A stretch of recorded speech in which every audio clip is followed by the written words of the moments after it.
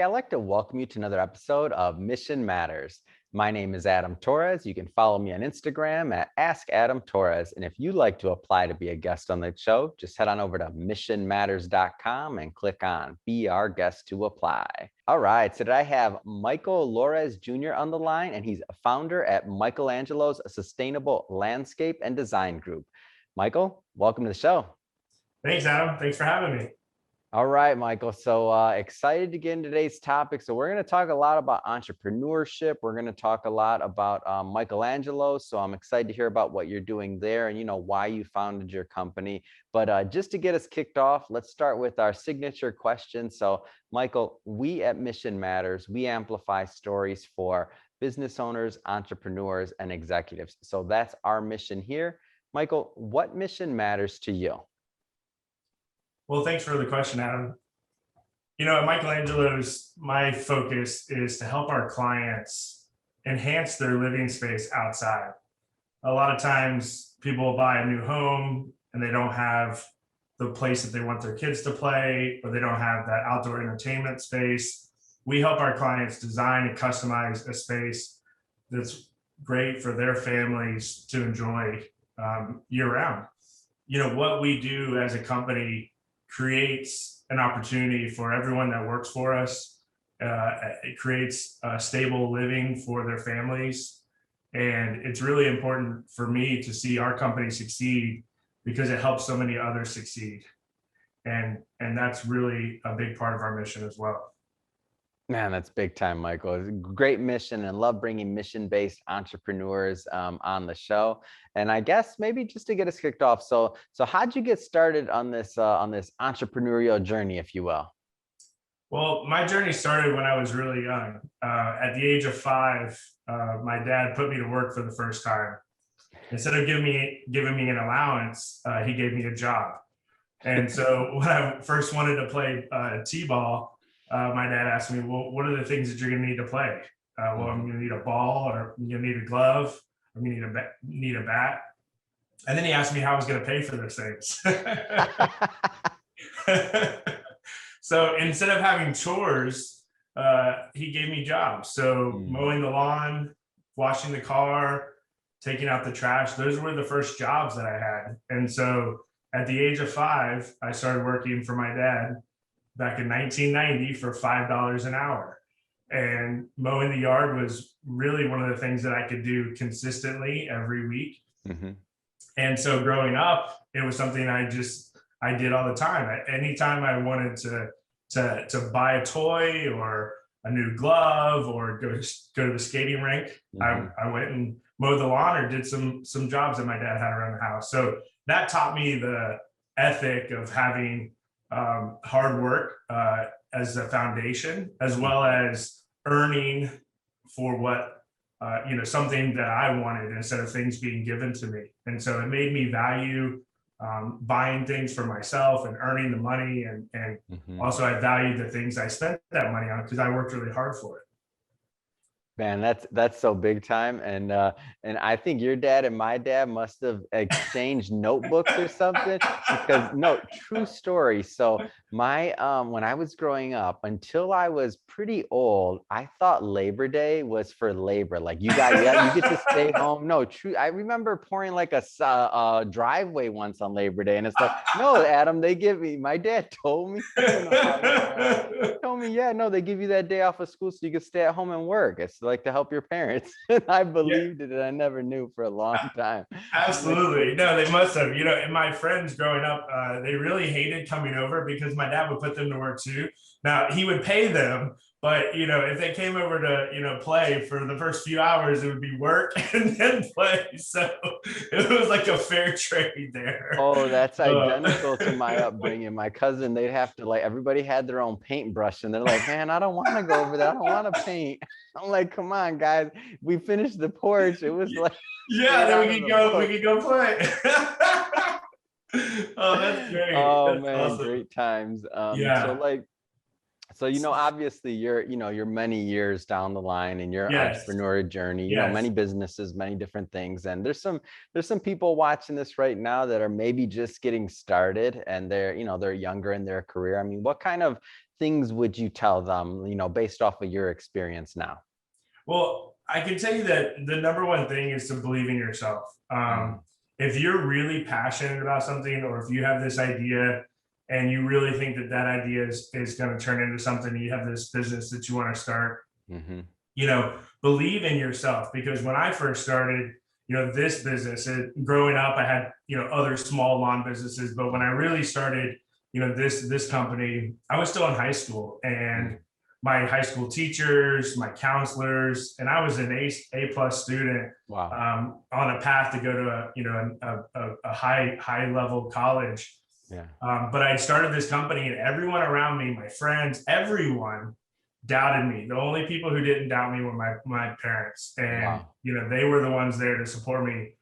But even afterwards, starting it and leaving school, going to college early, I still had people doubt me. And so I can say that if you really want to do something, just believe in yourself, and don't listen to the haters. Mm-hmm. And also don't listen to people who praise you too much too, because that can give you a false sense, that you're going to make it, or it's going to make you too soft.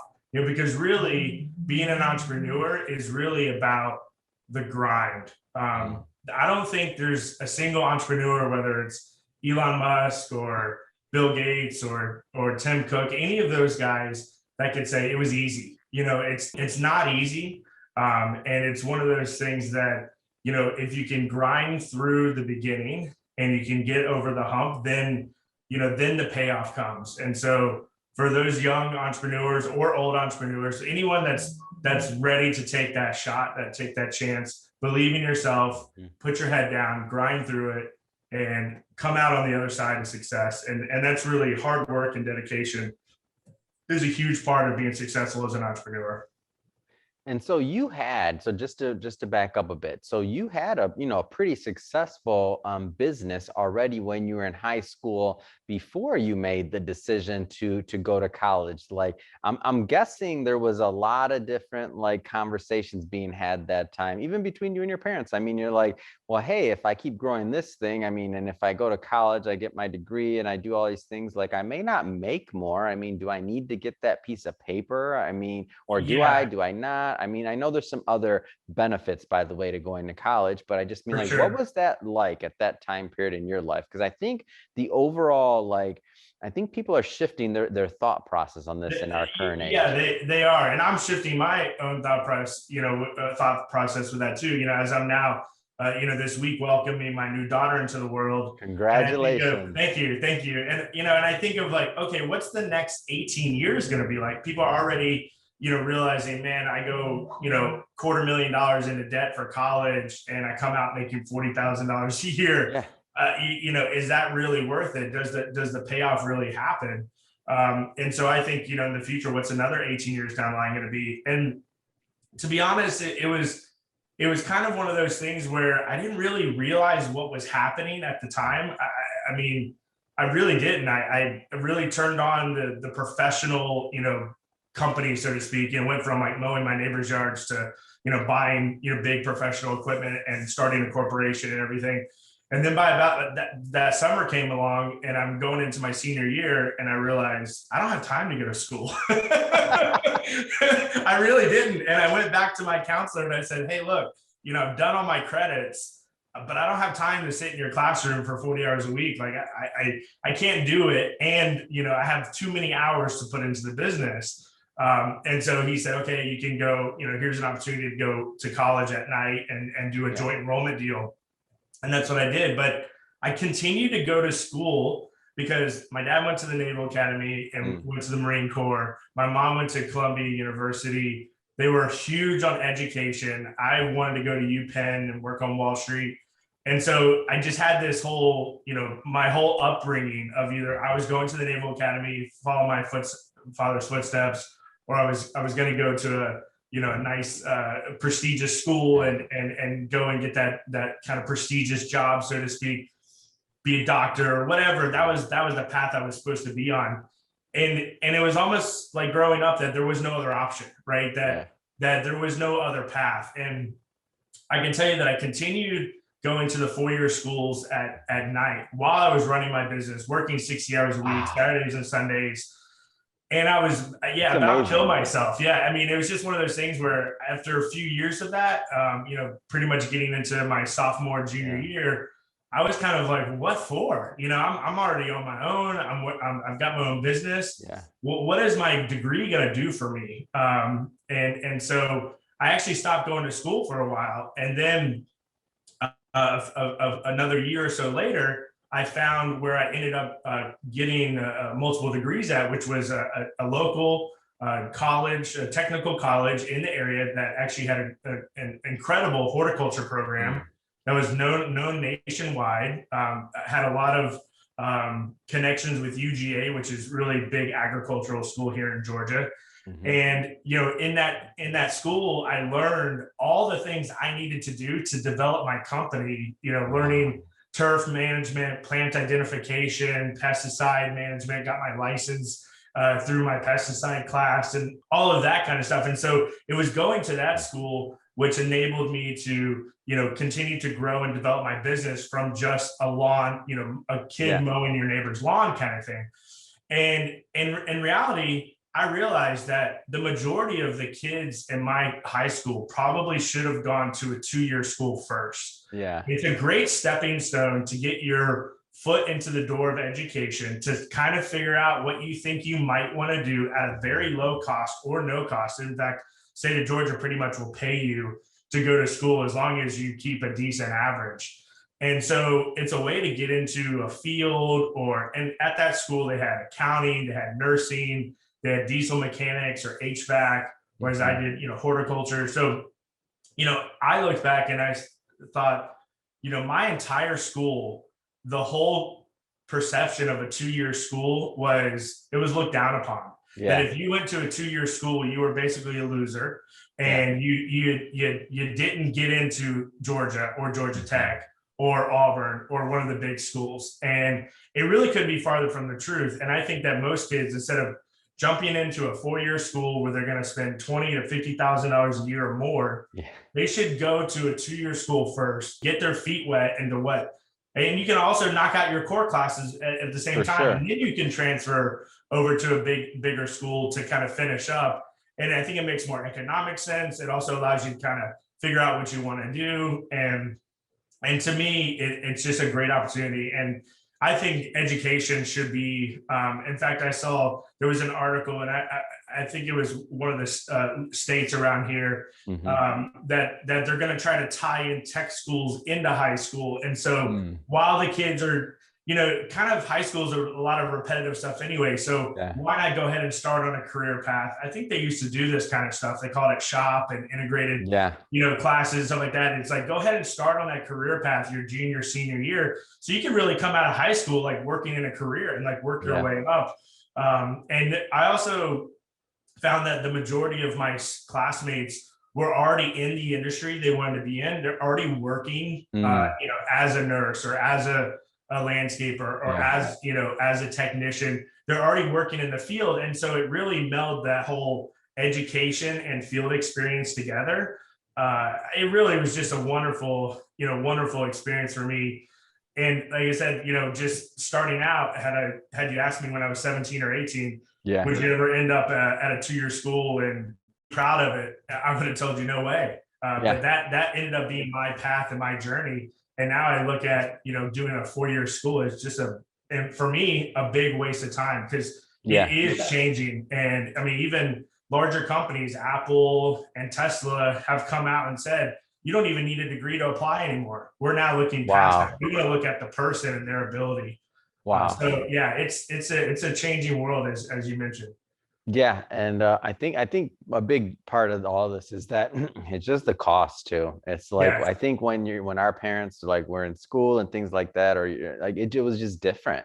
Like there was an actual reason, there was an actual cost benefit to it. And now, and I mean, there are for a lot of the traditional things, right? Like if you're going to be a doctor, you're going to be a lawyer, you're going to be all these things. If that's what you want to do, which to me, just throwing this out there, I think it's ridiculous for a 17-year-old to know what, or if they're planning Yeah, I know what I want to do with my life. If we think Yeah, about that decision that we have right. people make at that time to like go to college, choose a major. And if you look at a 16, 17-year-old today, right now, and you're like, yeah, what do you want to do with your life? Yeah.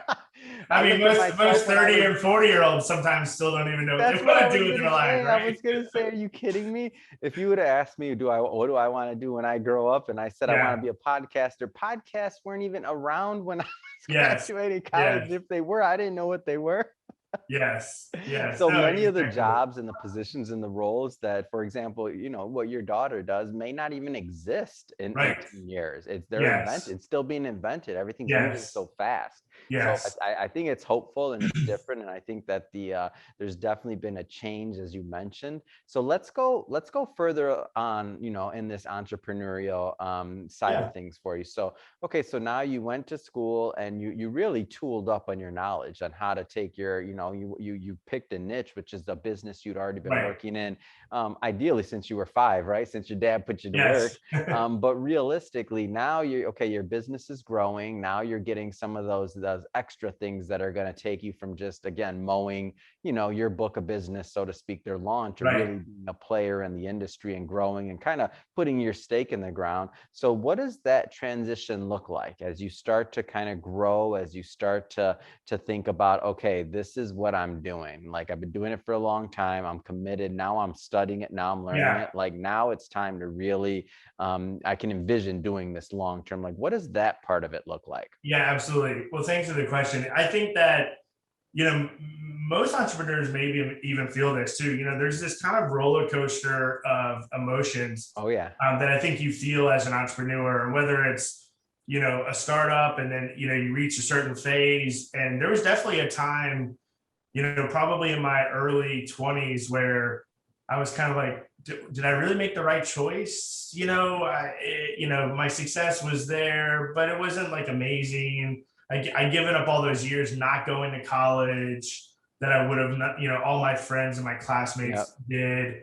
And it really was a question. I wasn't really enjoying it anymore. And so there really was a question of, was it all worth it? And going to school for And it, how old were you about this time, by the way? probably about 21, 22. Amazing. Go ahead. Yeah, I started when I was 17. So, Yeah, no, it's an amazing. uh, You had a 30-year-old crisis at 21. Go ahead. yeah, that's right.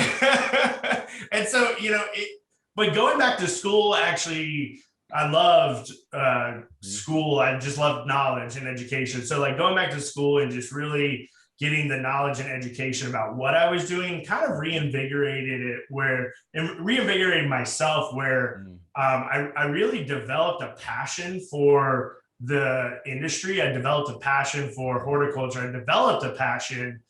So instead of following my passion starting out was, I want to be an entrepreneur. So I know that I'm an entrepreneur, and it doesn't matter really what business I'm in. I know that that's like the flame inside of me that burns. Then I did landscaping, or I did mowing originally because I knew how to do it. I started when I was 5. It was like the easiest thing for me to do. And then I developed a passion for it as I learned the science behind it. And that's really what kind of kept me going. Was I now created a passion for the industry, for plants, the knowledge, learning about plants, just the intricacy of all that, just also just loving nature, and just realizing how wonderful the world is, the environment that we live in, and just nature, and what God has created for us to play with. It's really it's just really an incredible thing. And so recognizing that reignited my passion, and then, really developing the business where, at a certain point in time, everyone that worked for me was older than me, if you can imagine, right? And then at some point, and for a while, a lot of them made more money than I did, right? Because as an early entrepreneur, you're sacrificing and you're giving up that immediate gain for that future potential. And so you're reinvesting back into your company, and you're not taking the gains out. You're buying new equipment, you're buying new vehicles, you're hiring and you're marketing, you're doing all that kind of stuff. And so then there was that tipping point where I was in the truck every day and I was doing all those things. And then it kind of hit that tipping point where I was able to remove myself from the day-to-day operations in the field. I was able to plant myself more into the sales and administration roles. And then as I continued to develop the company, I've really transitioned myself into solely really doing sales and then executing the CEO role. And I really, really, really enjoy that part of the business. It's really my favorite part. I love, as you might be able to tell, talking to people and, and just connecting with people and helping people. And my sales approach is very easy, no pressure. I just tell people, here's how I see it. Here's what I would do if I were you. This is the approach I would take, and just lay it out there. And I'll walk away from an opportunity because I'll say, look, this is what I would do. And if you don't want to do that, that's okay. But I'm just going to leave you with that. And I just lay it all out there. And that's my approach. And I love being able to help people. I love, the befores and the afters and the clients really being wowed by the experience. And so for me now, the passion is the sales side, which I enjoy, but really continuing to develop the company and grow the company, because I've seen the impact that we've had, not only on our clients' lives, but as I mentioned in the beginning, also the people who work for us. And we were just talking about degrees and stuff like that. I mean, I have guys that are potentially hitting towards six-figure type jobs without any degrees. Wow. And this is an industry that can happen in. And being able to change people's lives, paying them more than they've ever had, giving them an opportunity to earn more or to advance, to help out families, to know that, every Thanksgiving we give away to all of our employees either a turkey or a ham for Thanksgiving. I know that that's feeding hundreds of people. And so just knowing that I just personally have such an impact on so many families, and I just want to continue to build that and continue to grow that. And then I enjoy what I'm doing. So it's really the best life you can live. You enjoy what you do every day, and you have an impact, and you have an impact. It's incredible. Talk to me about the scaling side of things. So meaning, a lot of entrepreneurs watching this, so they may have a business that's going, and maybe, they're hitting that point. And I know we all learn from the ups and downs, by the way, we all make mistakes. But I think this particular business, I mean, we finally got it right, but I think the first 3 times we tried to scale it didn't work out well for us. And finally we got everything right. And now we're still not saying anything's ever perfect, but that being said, tell me a little bit more about some of those lessons learned during scaling. For sure. I could tell you that I've basically lived through a couple major disruptions, now 3, if you include COVID in my business. The first was I originally had a partner for the first couple of years. And after about 3.5 years, he and I didn't see eye to eye, and we split. And that basically tore everything down and kind of repackaged it, rebuilt it from the ground up. Going from 1 employee again to about 10. And then 2008 happened. And in 2008, we all know what happened. And it really hit the fan. And so it just, everything basically collapsed again to almost nothing. I was basically down to myself, but I never gave up. There were definitely those moments, calling my parents at, 23, 24, never asking for help and having to ask again. And, it was just that moment of humility, and I can't do this alone. But, with their support and with my determination, sticking with it, I did think about giving up. I did think about not continuing. But getting through that winter, coming out in the spring, being able to tread water through 2009, and then things started to loosen back up. 2010, 11 started to really take off again. And so from 2009, we did $180,000 in revenue.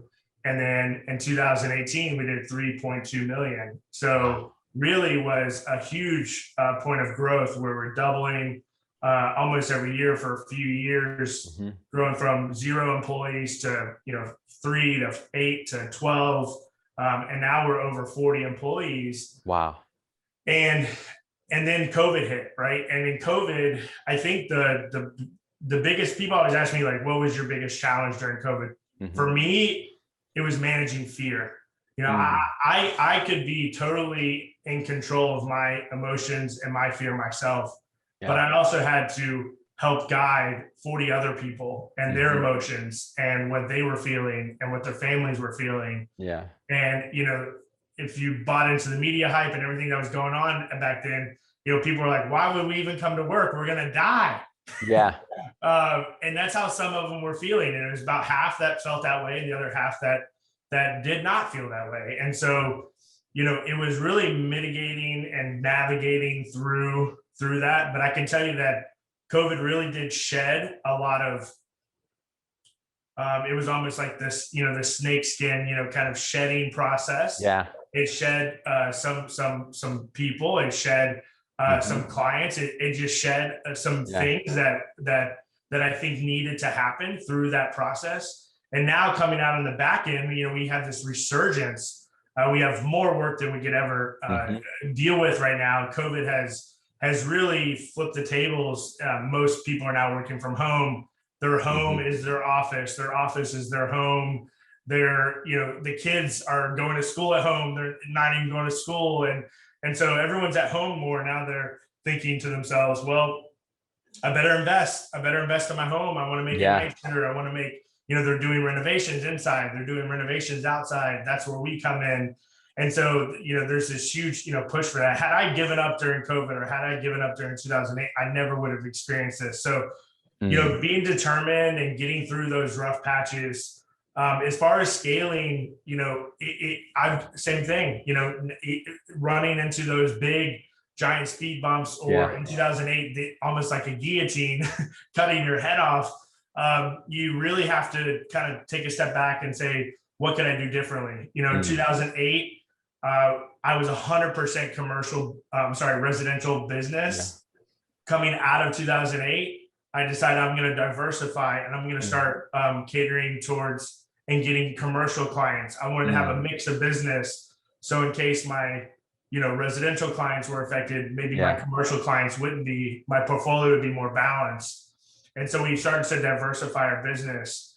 Also, as I was more educated at that point, back then, 2006, 7 is when I graduated. So coming out, then it was, okay, I want to shift focus on just maintenance. I'm also going to focus on design, build, and construction, installation.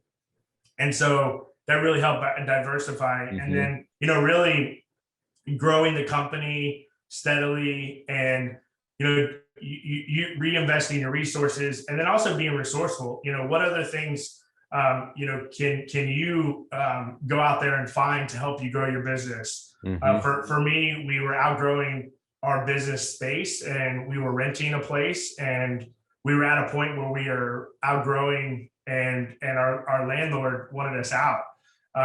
We were bursting at the seams and we had too much traffic, too many trucks, too much equipment, and the landlord just didn't want us there. So we had to get out, and I was able to, go through the SBA to be able to get an SBA loan for a new construction building. And I went and found, land. I designed and built and constructed our own building. Now we have a home, a permanent home. And I was able to be resourceful enough to find the banks, find the programs. Come to find out, a bank will never give you a commercial real estate loan unless you've had one already. So how do you get your first? And often, isn't that the funniest thing? And it's like the chicken before the egg kind of thing. And then often the SBA or SBA loans are really kind of the entryway to do that. And so I would say, as far as scaling, you got to look at your risk. You got to look at, what's probability, likelihood of things to happen. One of the things that my team and I are looking at right now is, what's the probability of another lockdown? And that's something we can't control. So we have to, try to plan for that. And how can we mitigate that risk? What can we control, what we can't control? And how can we carefully scale while also being hedged, in an insurable way for the future? Right. And I think part of that's, take a look at your debt. Take a look at what you can service. What can you cut back on? If things really got bad, how could you tread water for a little bit? imagine if you were a restaurant or a travel company, Yeah. during this time. I Mm. always think back and count my blessings. Like, that's one business right now I would not want to be in. Yeah. But there are those out there that survived. And so, how did they do it? And so you got to, I think about the growth, but also you have to consider what else can happen. And there was something that happened this year to the world this last year, and it's still ongoing, right? That none of us really planned for. So I think scaling is important. I think, as you mentioned, multiple times trying. I think we've really figured it out now. One of the other things I think is really key on that is getting the right people in place. It took a while for me to find the right players and the right pieces. I would also say you can't scale on your own. No way. The company only got so big with me trying to do everything. And I think probably a lot of people tend to have that problem of like, I have to do it myself. I have to, I'm the only person that can do it right. Mm-hmm. Those are really limiting beliefs that will not let you grow beyond yourself. Mm-hmm. And so once you can really let that go, teach other people to do it the right way or your way, or find the people that are educated or skilled enough that can do it their way that you can trust, and let that go. And then that will give you the ability to scale beyond yourself. Because if you just keep it to yourself, you're only able to grow so much. You're limiting yourself and your company. Mm-hmm. No, that's well said, and lots of nuggets in there. I'll tell you, in terms of what you learned through scaling, what made sense, what didn't, and as you're talking about it, I'm like, man, these are themes that happen over and over with different business owners that are scaling and going through different transitions in their business. So one of the interesting things for me about business is that many times what you're going through has already been done.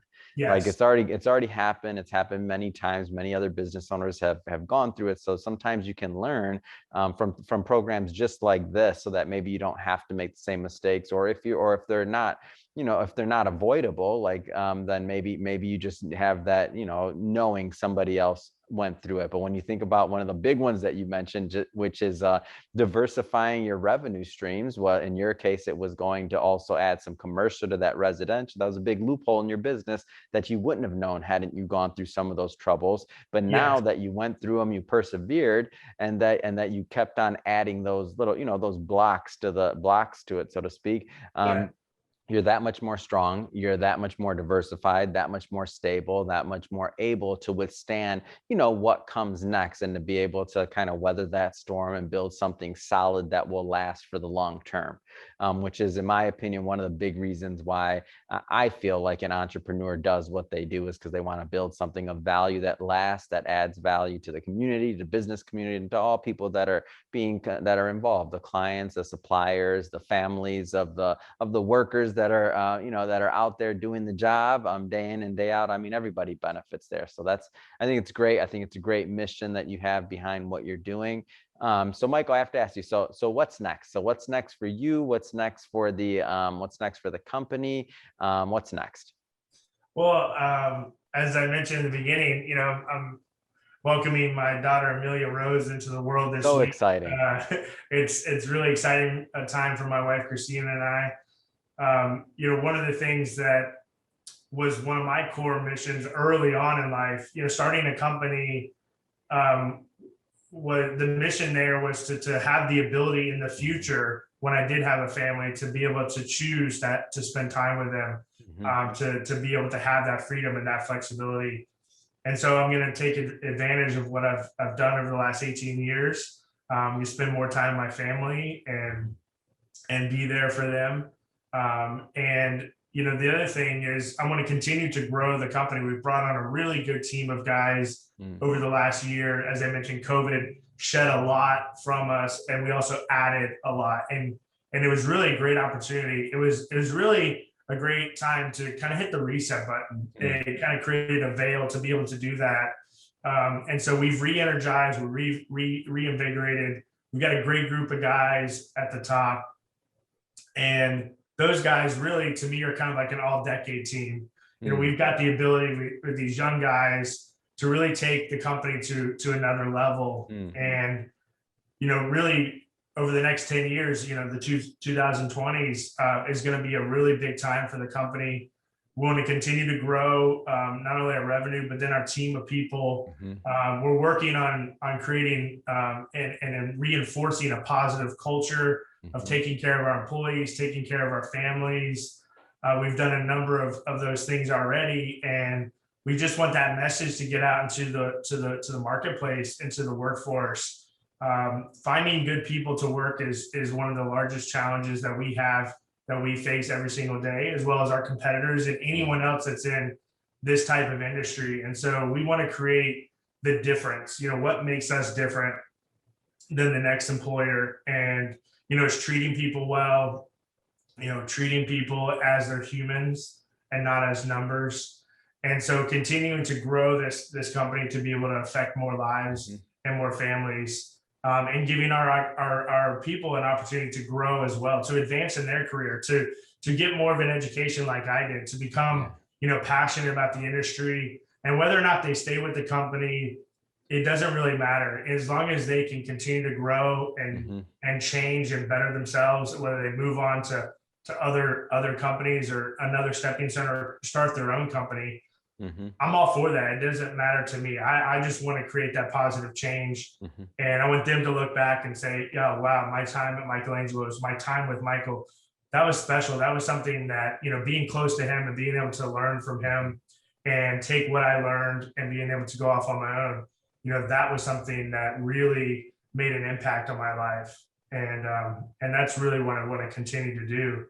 And as my wife and I are getting into more philanthropic things and other adventures, business adventures as well, you know, it's just taking that spirit of, you know, the entrepreneur, that spirit of, you know, risk taking. That's the other thing we didn't really talk about. You know, taking risks is a huge part of being an entrepreneur, and you have to have the stomach for it. Not everyone's built that way, and that's okay. And if you're not built that way, that's okay. But being built that way, I think, is one of the core DNA modules of being an entrepreneur. Because if you can't handle the risk, you're going to have a lot of sleepless nights. No, that's great. So, so Michael, final question, two-part question. So if somebody's watching this and they want to learn more about Michaelangelos, what's the best way for them to do it? Number one. Number two, what geographies do you work in, and like what kind of specific work should they be following up about if they wanted to learn more about your design services and landscape? Yeah, absolutely. So we're based in Atlanta, Georgia. We're in the northern suburbs out in Alpharetta. We service the North Metro area. So pretty much, you know, Atlanta, Buckhead, North, Sandy Springs, Dunwoody, Roswell, Alpharetta, that whole general northern suburb area. The best place to find us on our website. Our website is landscapesandmore.com, and that's landscapes with an S. Our website's full of lots of information, before and after pictures. You can also get in touch with us there. We're all over social media. You can find me personally on LinkedIn. We've got our own Instagram page. We're on Facebook. So lots of fresh content there. We're posting there weekly and daily. And you know, you can really find a lot about us there and find more about our services. And then feel free to shoot me an email or give us a call, and we'll be happy to, you know, help you walk through, you know, our process and how we might be able to serve you. Amazing. Well, Michael, again, thank you for coming on the show today and sharing more about your background and really all the great work that you're doing. I mean, again, another mission-based entrepreneur. And to the audience, as always, thank you for tuning in. Hope you got a lot of value out of this. Hope you enjoyed it. If you did, don't forget, especially if you're a first-time listener, hit that subscribe button. We definitely want you to be a return viewer and a return listener. And Michael, thanks again for coming on the show. It's been awesome. Thanks, Adam. It's really been fun. I really appreciate it.